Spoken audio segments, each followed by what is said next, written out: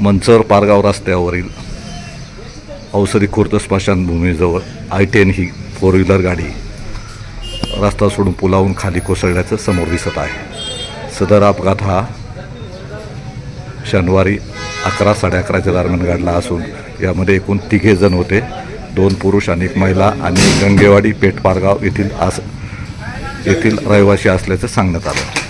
तर नेमकं काय अपघात झाला, कसा झाला काय माहीत नाही, परंतु गाडीचं पूर्णपणे खाली जो वडा आहे त्याच्यामध्ये ती उभी दिसते आणि पूर्णपणे याचं नुकसान झालेलं दिसतंय। तर मग आता नंबर प्लेट ठीक आहे। तर नेमकं कसा अपघात झाला किंवा काय तुमच्या पुढे चालली होती गाडी ना? नाही, आमच्या पुढे नव्हती, आमच्या पुढे एक माणूस होता, त्याच्या पुढं ही गाडी चालली होती। बोलतो हुलकावणी दिली, हुलकावणी दिल्यानंतर त्याचा तोल गेला डायरेक्ट साईडला आणि गाडी डायरेक्ट झाडावादळून खाली आली। म्हणजे समोरच्या गाडीने हुलकावणी दिल्यामुळे याचा कंट्रोल सुटला, गाडी डाळून खाली थेट पडली खाली। तर त्याच्यात एक महिला होती, महिलाला जास्त लागलेले आणि पोरं होती, त्यांना थोडं लागलेले, 2 जण ॲम्ब्युलन्समध्ये टाकून त्यांना नेलेलं उपजिल्हा रुग्णालयात। तर गाडी कोणत्या दिशेने आली होती ती?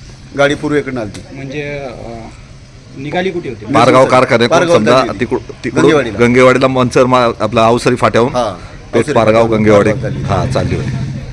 ठीक आहे, नेमकं काय झालं आता पाहू। समोर आता पूर्णपणे त्या गाडीचं पूर्णपणे पुढचा बोनट आणि डॅमेज झालेला दिसतोय आणि सगळे बाग्यांची सुद्धा मोठ्या प्रमाणात गर्दी झाली। त्या ओढ्यामध्ये ही गाडी कोसळली, त्यामुळे पुढचा भाग जो आहे तो पूर्णपणे डॅमेज झालेला दिसतोय आणि वर सुद्धा बाग्यांची गर्दी दिसते। नेमकं कशामुळे अपघात झाला हे काय सांगता आलं नाही क्लिअर, परंतु स्थानिक ग्रामस्थांनी सांगितलं का ही गाडीला होल दिल्यामुळं अपघात झाल्याचं सांगण्यात आलं।